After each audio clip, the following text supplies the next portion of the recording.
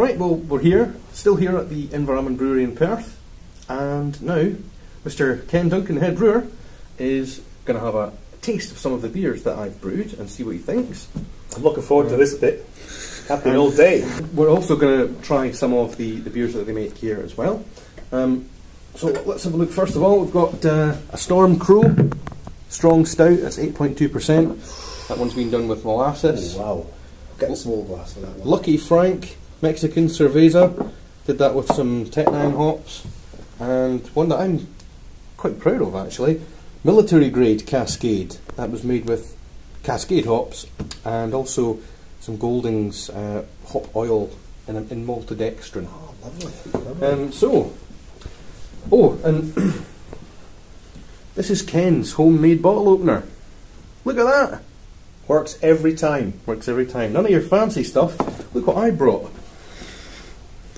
I brought a pink Florida palm tree one, just in case. I brought that to a brewery because I didn't know if they'd have a bottle opener.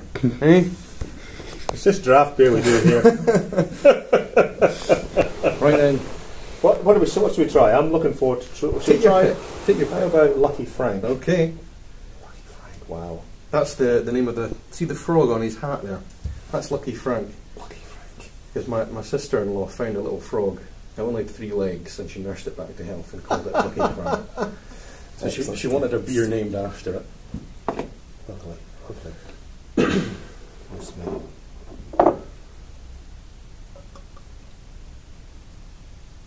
These are some of my newest beers, actually. How long do you age them for? Well, or does it depend? they just kind of get aged until I've finished drinking them. But that one's only been in the bottle for a couple of weeks. Cascade has actually been in for less than... It's got a good flavour. Less than that.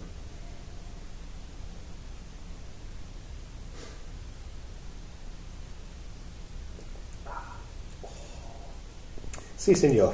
You like that one? Mátalo. You want to try, Andy? That means killing in Spanish, in case you didn't know. Right, come on in, Grassy. Tell me what you think of it. Salud. Very nice stuff, Frost. Very nice. He's on hay. That was made with a hop tea. Hop tea, okay. Yeah, I mean, obviously the things home brewers have to do would be completely different, I suppose, to get the flavours in there than well, it brewers. Depends on the kit and the amount of space you've got and how many big pots and pans you have. Very true. Yeah. You know, it's easy for us here in Inveralmond. We've got a big 50 hectolitre brew kettle, but it's different in the small scale. Sometimes it's just a 5 litre saucepan. Yeah. You've got to mix your either you've got a nylon bag with all the grain in it, yeah, and you'll get the grain out of that, you'll rinse it out, and then you'll put the hops in that and use that, or you can use the hops with a strainer, and everything goes into the strainer, and you do the best you can with the kit that you've got. You're right. And that's the only way to do it, and learning what you can do, what the limitations of the pieces of, I'll call it equipment. Sounds very grand. Spoon, saucepan, funnel, sieve, well, brew tub. That particular one, that was actually a Cooper's Cerveza kit. So it's a beer kit, a tin of hopped malt extract. I've put it in with another Cooper's product. It's called Brew Kit Enhancer 2, which is a mixture of spray-dried malt, dextrose and maltodextrin. And then for the hop tea, I've taken 50 grams of Tetnang hops, boiled that in a couple of litres of water, strained it, added that to the fermenter, and then I've dry hopped it in a secondary. I've siphoned it off after fermentation, put it in a secondary, and then dry hopped it in a muslin bag with another 50 grams of Tetnang, and that's the product essentially. What came out at the end. I'm very impressed you can remember all that. I can't even remember tea.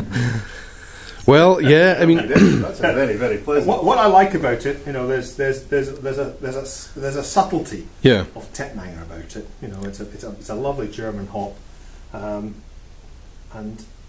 it comes over really nice. And what's so good about it, I think, is that one of the really difficult things to do for the homebrew situation is trying to, when I was talking about earlier on about fermentations, get that fermentation right.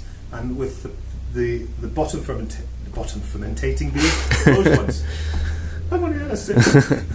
The lower fermentation lagers, pilsners, that style of beer, trying to get the fermentation temperature right and with the right sort of yeast in the home situation is really difficult.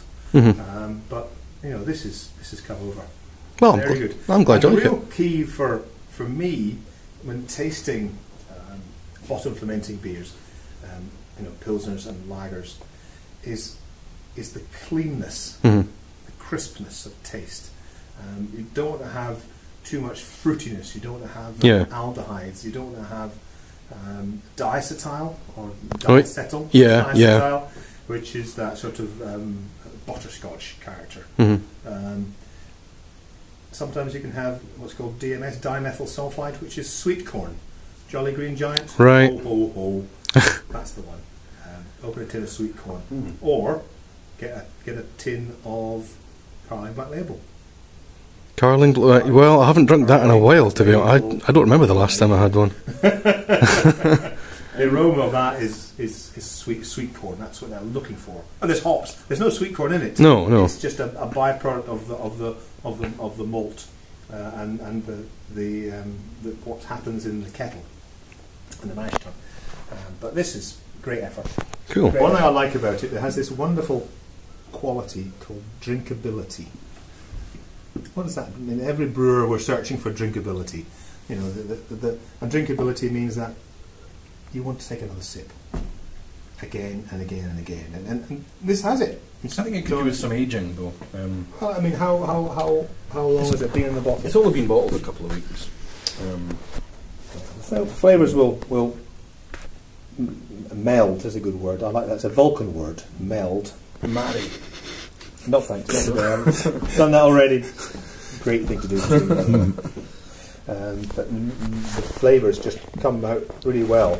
And what happens with aging in the bottle, as opposed to the cask, which is a bigger container, or in a tank, even bigger container, the larger the volume of beer, the shorter the maturation is needed. We've got 330 mils here. Or 500 is it 500? Yeah. See, the small bottles are far away. The big bottles are near. 500 mils, basically 1% per month. So 5% beer, 5 months. 4% beer, 4 months. Oh, there you are. I never thought about those terms, but that's useful to know. The longer the better. Yeah. The longer the better. With on the nano scale. With car scale, it's quite easy. Even for our sunburst, for example, it's basically a 7-day fermentation, and then there's 7 to 12 weeks maturation, -1. Yeah. Now, if I were to shorten that, we'd end up with something that isn't sunburst. Fresh glass. This one will do. Yeah. And this one is Cascade Military grade Cascade, I called it. It's pretty dark one. It's essentially just because I had a picture of a hot girl in camouflage that I wanted to put on the bottle. So it works. She was hot. It was coming from a hot country. That's right. Yeah. Excellent. That's why she was wearing so little clothing. It was very warm.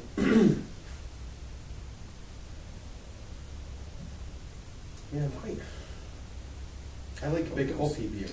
Be proud of that. That's very nice. You like that? Yes. Nice and citrusy. I must admit, I don't like that. That reminds me of something I've had before as well. That reminds me of something like a big brewery does. I can't remember. What is it? Well, the viewers know that I like Punk IPA from Brewdog.